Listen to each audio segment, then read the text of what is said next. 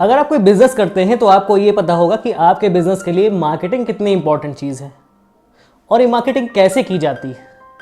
इस मार्केटिंग के 6 main pillars होते हैं जिन पर ये मार्केटिंग डिपेंड करती है और इन्हीं पिलर्स के बारे में हम इस वीडियो में बात करने वाले हैं। सब्सक्राइब करिए हमारे यूट्यूब चैनल को और बेल आइकन को प्रेस करना ना भूलें, जिससे मिलते रहे आपको लेटेस्ट अपडेट्स। जब मार्केटिंग की बात आती है तो वहाँ पर एक स्ट्रेटेजी बनाई जाती है कि हमको अपने प्रोडक्ट की मार्केट किस तरह से करनी है, किस तरह से अपना प्रोडक्ट या सर्विस सामने वाले के सामने रखना है। तो यहाँ पर एक बहुत फेमस स्ट्रेटेजी काम आती है 5WH की, जहाँ पर 5 W's हैं और 1 H है। 5 W कौन से हैं? पहला है हु, दूसरा है वाई, तीसरा है वॉट, चौथा है वेयर और पांचवा है व्हेन और छठा है हाउ। तो इन 6 पिलर्स के बारे में हम बात करने वाले हैं। अगर आपने इन 6 पिलर्स को सही से समझ लिया तो अपनी मार्केटिंग स्ट्रेटेजी बनाने में आप सक्सेसफुल हो सकते हैं और उसे सही से इंप्लीमेंट कर पाएंगे। ये मार्केटिंग आप कैसे भी करते हो, या तो आप ऑफलाइन मार्केटिंग करते हैं या तो ऑनलाइन करते हैं, दोनों चीज़ों में ये स्ट्रेटेजी काम करती है। तो पहला फैक्टर है हु, आप किसके लिए मार्केट करने वाले हैं। आपने कोई भी प्रोडक्ट बना लिया, कोई भी सर्विस बना ली कि हम इसे बेचेंगे, लेकिन आपको अच्छी तरह से पता होना चाहिए कि आप एग्जैक्टली किसके लिए प्रोडक्ट बना रहे हैं, किसके लिए सर्विस बना रहे हैं। अगर आपको ये नहीं पता है कि आपकी निश क्या है, आप किसके लिए बनाने वाले प्रोडक्ट, तो आपको ये नहीं पता चलेगा कि आप किसके पास बेचने चाहें। आपका प्रोडक्ट ऐसा नहीं हो सकता है जो दुनिया में हर किसी के लिए यूजफुल हो। आपको एक निश चुननी होगी, एक कस्टमर सेगमेंट चुनना होगा कि हम अपना प्रोडक्ट इस पर्टिकुलर सेगमेंट के लिए ऑफर करेंगे और उसी से सेल निकालेंगे। और ये छोटा सेगमेंट भी आपके लिए इतना बड़ा होगा जहां से आपको अच्छा खासा बिजनेस मिल जाएगा। इसलिए अपने मार्केट सेगमेंट को, अपने कस्टमर सेगमेंट को अच्छी तरह से आइडेंटिफाई करिए और इस हु का जवाब ढूंढिए कि आप किसे ऑफर करने वाले हैं, किसे अपने प्रोडक्ट ऑफर करने वाले हैं। एक एग्जाम्पल लेकर चलते हैं। आपका एक कोचिंग इंस्टीट्यूट है जहां पर आप 12th तक की कोचिंग पढ़ाते हैं। तो आपके लिए आइडेंटिफाई करना बहुत आसान सी बात है कि आप ये सर्विस, ये कोचिंग या ट्यूशंस किस कस्टमर सेगमेंट के लिए ऑफर करने वाले हैं। उन लोगों की एज 17-18 से कम होनी चाहिए, वो लोग स्टूडेंट होने चाहिए, उनके सब्जेक्ट्स क्या होते हैं, उनको क्या पढ़ाना है, इन चीज़ों के बारे में आपको अच्छी तरह से पता होना चाहिए ताकि आप ये जान सकें कि आप इन लोगों को ये सर्विस ऑफर करने वाले हैं, कोचिंग ऑफर करने वाले हैं। दूसरी बात आती है व्हाट की, कि आप क्या ऑफर करने वाले हैं। जब आपको ये पता चलेगा कि आप किस कस्टमर के लिए प्रोडक्ट बनाने वाले हैं, किस कस्टमर के लिए सर्विस बनाने वाले हैं, तो आपको अपने प्रोडक्ट को अच्छी तरह से जानना चाहिए कि आप एग्जैक्टली क्या बनाने वाले हैं। इसी एग्जाम्पल को लेकर चलें, अगर कि आपने एक कोचिंग खोली है, आपने 12th तक के स्टूडेंट्स को ये चीज़ ऑफर की है कि हम आपको ट्यूशन्स देंगे, कोचिंग देंगे, तो आपको अपने कोचिंग सब्जेक्ट्स में, अपने ट्यूशन सब्जेक्ट्स में वो सब्जेक्ट इंक्लूड करने होंगे जो 12th तक चल रहे हैं। अगर आप 12th तक के एग्जाम के लिए अपने प्रोडक्ट में कुछ और चीज़ें इंक्लूड कर लेते हैं या फिर कुछ एक्स्ट्रा चीज़ें इंक्लूड कर लेती हैं जो 12th तक के स्टूडेंट्स के यूज़ की नहीं है, तो वो चीज़ें किसी काम की नहीं है। तो आपको अपने प्रोडक्ट में स्पेसिफिक वही चीज़ रखनी होगी जो कि आपके आने वाले कस्टमर के काम की है। आप जिस सेगमेंट को टारगेट कर रहे हैं, जिस कस्टमर को टारगेट कर रहे हैं, उसके काम की एग्जैक्टली वो चीज़ें होनी चाहिए।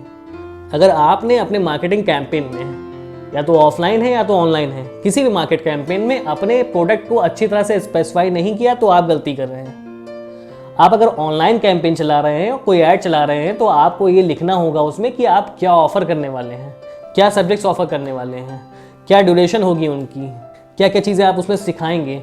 ये सारी चीज़ें आपको उसमें स्पेसिफाई करनी होंगी। अगर आप ऑफलाइन मार्केटिंग कर रहे हैं तो जो भी होल्डिंग्स बोर्ड्स लगा रहे हैं, जो भी पैम्पलेट्स लगा रहे हैं आप, वहाँ पर भी आपको ये स्पेसिफाई करना होगा कि आप ऑफर क्या करने वाले हैं, क्या क्या सब्जेक्ट्स ऑफर करेंगे आप। ये सारी डिटेल्स आपको उसमें देनी चाहिए। तब आपका कस्टमर उस चीज़ के लिए इंटरेस्टेड होता है, उस चीज़ को पढ़ता है, उस चीज़ के लिए आता है आपके पास।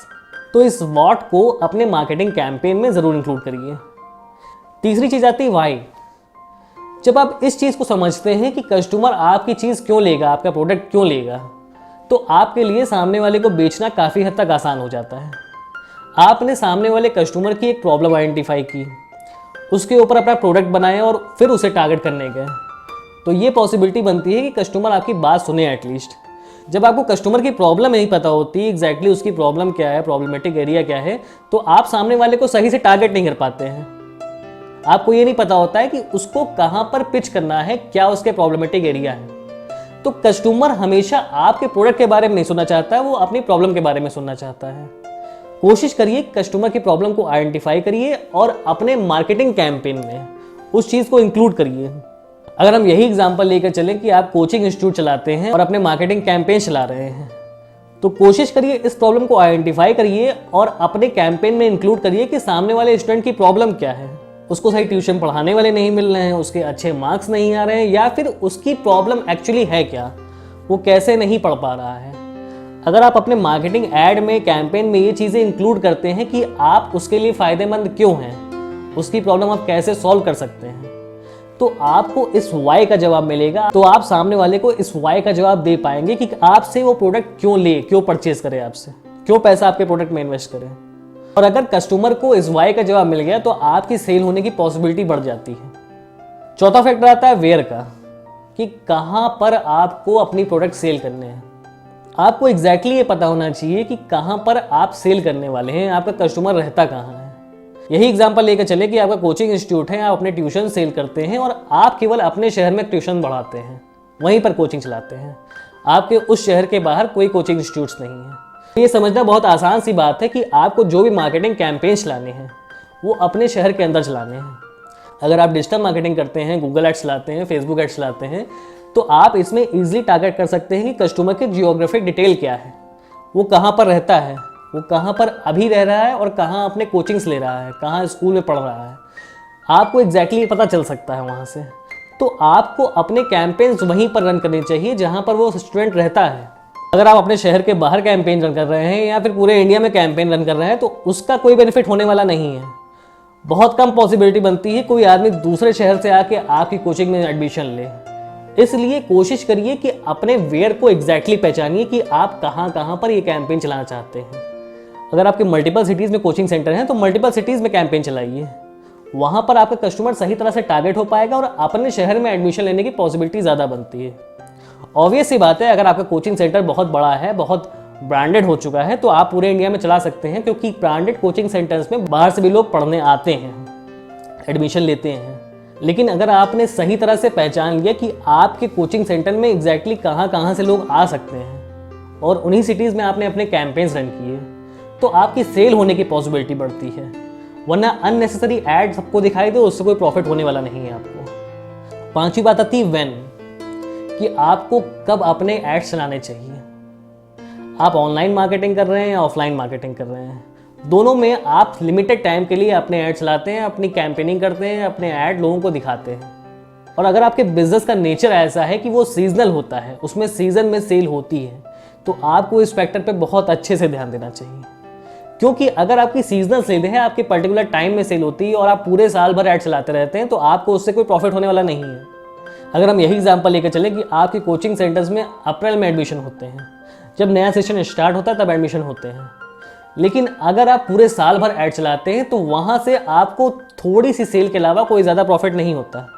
लेकिन अगर आप अपने बजट के अकॉर्डिंग अपना सारा बजट अप्रैल के सीज़न में लगाते हैं तो आपको ज़्यादा प्रॉफिट होने की पॉसिबिलिटी बनती है, क्योंकि उस टाइम लोग बाइंग मोड में होते हैं, लोग कोचिंग्स ढूंढ रहे होते हैं कि हम कहाँ पढ़ें, और उसी टाइम पर जब आपका ऐड उन्हें दिखाई देता है तो उनकी एडमिशन लेने की पॉसिबिलिटी बढ़ जाती है। तो इस तरह से अपने सीजनल टाइम को, अपने व्हेन को आपको आइडेंटिफाई करना चाहिए, ताकि आप पर्टिकुलर टाइम में अपने एड्स में ज़्यादा खर्च कर पाएँ, ज़्यादा बजट लगा पाएँ। छठा फैक्टर आता है हाउ का, कैसे हमें अपने ऐड चलाने हैं। अगर आप ऑफलाइन मार्केटिंग करते हैं तो आपके पास बहुत लिमिटेड मीडियम्स हैं जिनके थ्रू आप ऐड दिखा सकें, और वो कंपैरेटिवली थोड़े महंगे हैं। जैसे आप न्यूज़पेपर में ऐड दे सकते हैं, आप टीवी पे ऐड दे सकते हैं, आप लोकल टीवी चैनल्स में ऐड दे सकते हैं, या फिर न्यूज़पेपर में पैम्पलेट्स बंटवा सकते हैं। ये लिमिटेड चीज़ें हैं, इनके थ्रू आप ऑफलाइन ऐड चला सकते हैं, और यहाँ पर आपको ठीक ठाक बजट खर्च करना पड़ता है उसमें। अब आपको ये देखना होगा कि आपके अकॉर्डिंग कौन सा ऐड मीडियम आपके लिए सुटेबल होता है। जब आप ऑनलाइन मार्केटिंग की बात करते हैं, डिजिटल मार्केटिंग की बात करते हैं, तो यहाँ पर आपके पास काफ़ी सारे ऑप्शंस होते हैं। आप गूगल एड्स के थ्रू अपने कैंपेन्स रन कर सकते हैं, आप फेसबुक एड्स के थ्रू अपने कैंपेन्स रन कर सकते हैं, और भी बहुत सारे तरीके होते हैं। यहाँ पर भी एग्जैक्टली पता होना चाहिए आपको कि आपके बिजनेस का नेचर क्या है, आपकी सेल किस तरह से हो सकती है। अगर आपको लगता है कि आपके customer segment mostly social media में मिलते हैं, फेसबुक पे मिलते हैं, तो आप वहाँ पर ऐड चलाइए। वहाँ पर अपने कस्टमर को इस चीज़ से आइडेंटिफाई कराइए, इस चीज़ को बताइए कि आप उनके लिए कैसे बेनिफिशियल हैं। अगर आपको लगता है कि आपका बिजनेस इस नेचर का नहीं है जो सोशल मीडिया प्रमोट हो सके, तो गूगल एड्स लाइए, गूगल एड्स पे लोग खुद सर्च करते हैं और वो मोस्टली बाइंग मोड पे होते हैं। वो सर्च कर रहे होते हैं कि उन्हें खरीदना है, और वहाँ पर अगर आपका रिजल्ट टॉप पर आता है या फिर पहले पेज पर आता है तो आपकी सेल होने की पॉसिबिलिटी बढ़ती है। तो इस चीज़ को अपने बिजनेस के अकॉर्डिंग आपको आइडेंटिफाई करना पड़ेगा कि आपकी सेल कहाँ हो सकती है। अगर हम फिर से इसी एग्जांपल को लेकर चलें कि आपकी कोचिंग इंस्टीट्यूट है, आपका टाइम भी सही है, सीज़न भी सही है, आपको सेल करनी है, आपको कोचिंग में नए एडमिशन्स लेने हैं। उसके लिए आपने एक स्ट्रेटजी बनाई। आपने ये सोचा कि मोस्टली स्टूडेंट्स आजकल सोशल मीडिया का यूज़ करते हैं। ऐसे बहुत कम स्टूडेंट्स होते हैं जो सोशल मीडिया पे ना हो, उसका यूज़ ना कर रहे हैं। तो अगर आप गूगल एड्स पर जाके ऐड चलाते हैं तो आपको प्रॉफिट होने की पॉसिबिलिटी कम है, क्योंकि आज के ट्रेंड में कोई कोचिंग इंस्टीट्यूट गूगल पे जाके फाइंड नहीं करता, सर्च नहीं करता। हो सकता है कुछ लोग करते हो, लेकिन इसकी पॉसिबिलिटी कम रहती है। दूसरी तरफ देखें तो फेसबुक पे मोस्टली स्टूडेंट्स हैं, वो ऑलरेडी सोशल मीडिया को यूज़ कर रहे हैं, बहुत ज़्यादा यूज़ कर रहे हैं। तो अगर उनके फेसबुक स्क्रॉल करते हुए आपका ऐड सामने आता है, आपका कैंपेन सामने आता है और आपने सही डिटेल दे रखी है उसमें, तो आपकी सेल होने की एक पॉसिबिलिटी बढ़ती है। आपने अपनी टारगेटिंग सेट की हुई है कि इस इंटरेस्ट के लोग मेरा ऐड देखें, इस पर्टिकुलर जगह पे देखें, इस टाइम पर देखें, मेरे प्रोडक्ट की सारी इन्फॉर्मेशन मेरे कैंपेन में हो। तो आपका ऐड जब सही जगह पहुंचता है, सही आदमी के पास पहुंचता है, तो उसकी सेल होने की पॉसिबिलिटी ज़्यादा बढ़ जाती है। तो इस तरह से इस 5WH कॉन्सेप्ट का यूज़ करते हुए आप अपने ऐड्स लाते हैं, अपने कैंपेन्स रन करते हैं, तो आपको प्रॉफिट होने की पॉसिबिलिटी बढ़ जाती है। अगर मेरी बातें अच्छी लगी हो, कोई फ़ायदा नज़र आया हो, तो चैनल को सब्सक्राइब करिएगा, वीडियो को लाइक शेयर करिएगा। अभी के लिए गुड बाय।